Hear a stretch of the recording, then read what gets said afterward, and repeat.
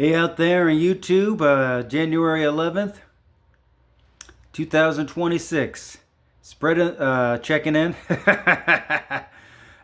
Spreading the word of corruption in the state of Connecticut and in the United States. Because this shit is way more prevalent than I first originally suspected, simply because this all happened to me in the state of Connecticut, East Hartford, Connecticut. But as people can tell in the world, especially in the United States, things are changing. People, they're turning us against each other. And all this has to do with the New World Order, Freemasonry.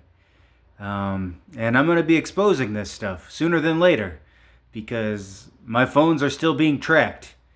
Told them they're gonna have to fucking kill me because I'm not gonna sell my soul out like all these other people who've stabbed me in the back. I got a soul that will not be sold. It's mine, and I will not surrender it to anyone until they fucking kill me, which they're gonna have to do. But checking in here today, spreading the word that I've been a target of gang stalking, organized harassment. I've been forced into a mental institution simply to discredit me. People have tried to kill me on September 18th. And it's weird how I'm aligning all these dates. These Freemasons and these cults like to work in symbolism. I never really paid too much attention to symbolism until I started to try to put all this stuff together. Tried to kill me on September 18th. What does September 18th have to do with? Well, it's the day that George Washington, a well-known Freemason, laid the first cornerstone. It's also a day that Jimi Hendrix died at the age of 27. Everyone knew I liked to play guitar. On April 30th, another big day in the Freemason world, but it's also a day that I'm coming to find out that Hitler died. Leading up to my harassment, people were trying to make me out to be an anti-Semite, misogynist, racist, and I'm nothing. I don't encompass any of those characteristics, but it's all making sense now. And but this has to do with Freemasonry. My family is involved with this stuff. My uncle is very much involved with this stuff. Douglas Risk of Maryland. He was in the Air Force, retired from the Air Force, colonel. My grandfather, Douglas Risk, was in the Air Force, colonel. And it's, as I'm putting this together, he always watched 007 movies. He always watched spy movies. As did my dad, David Risk. Always watched these spy secret agent movies. And it makes sense. Because I'm pretty sure, I can't confirm because these people work in so much secrecy, but I'm pretty sure they're involved with the CIA. Like I previously stated, they have used my grandfather's burial at Arlington as a selection process for this stuff. After the it was just weird. It was weird because this is how, once again, they've used death in these instances to take advantage of me and try to get me involved with this stuff or test me as a person. But they have underestimated me. You know, they have very much underestimated me because I'm putting this stuff together and I'm going to expose it. But at this funeral, it was weird because they had me sitting in the front row with Kay, Douglas Risk's wife, and him. Meanwhile, David Risk and Sebastian Busk and my mom were sitting in the back row. It was very weird. You know, I'm not sure exactly what it had to do with, but it definitely wasn't normal. And then after this, we went to a restaurant in Washington, D.C., where these two guys showed up. And one older couple, and another guy who was friends with my grandfather, supposedly. And it was very weird, the way he was looking at Sebastian, and the way they were acting. They're part of the fucking CIA. It was a selection process. They're part of this Freemasonry stuff. And this is why, I've already explained my Uncle Larry, how he passed away on March 7th, 3/7. And they brought me over to his house when he died. Well,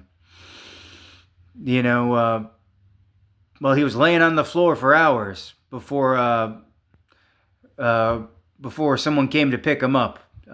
Once again, I was the only one brought over there. Not my sister, not Barbara Atwood's son. No one went over there. They just invited me over. It was very weird, very strange. I consoled this woman, tried to comfort her, but it was just done in a way to create hostility towards me. I'm putting all this stuff together. My family is very much involved with these cults. Memphis-Misraïm, it's called.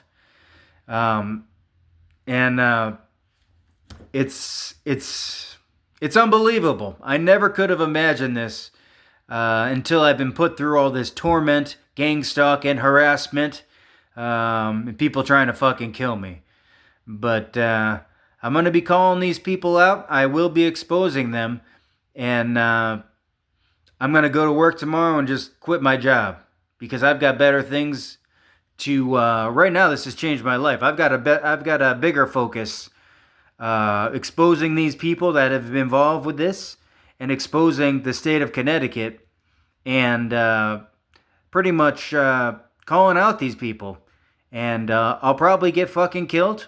I might get charged with child pornography. They've stolen my computer, like I previously stated, on the second week of April, when I was in the midst of all this bullshit.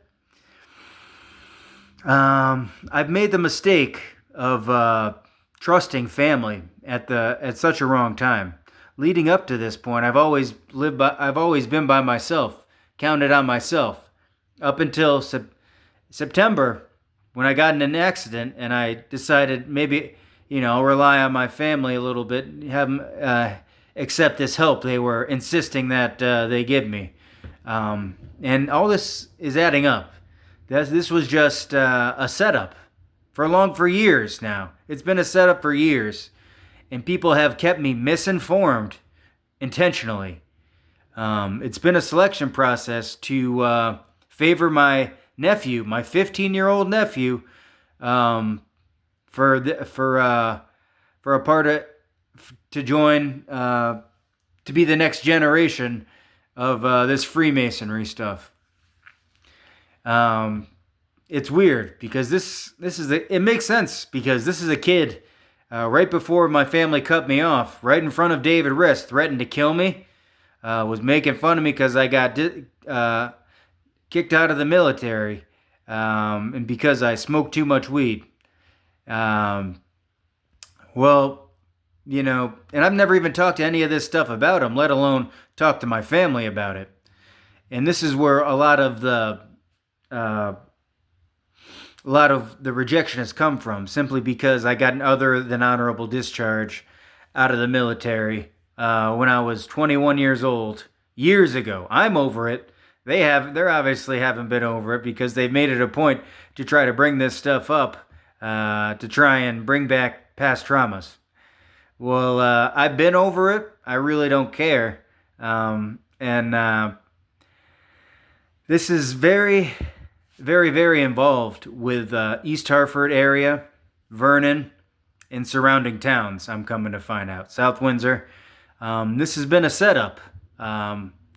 And it is what it is, but I'm going to expose it, even if it kills me. But here, checking in again, happy, thankful, and proven that I did not have a traumatic brain injury. I am not schizoaffective disorder. I am not bipolar. I'm simply a person that's been subject to harassment. At times I didn't deal with it the best way because I didn't know what I was dealing with. I'm a real motherfucker. And now that I know how to approach these people and know what I'm up against, I know how to react. But anyways, I hope everyone's having a wonderful day. God bless and take care.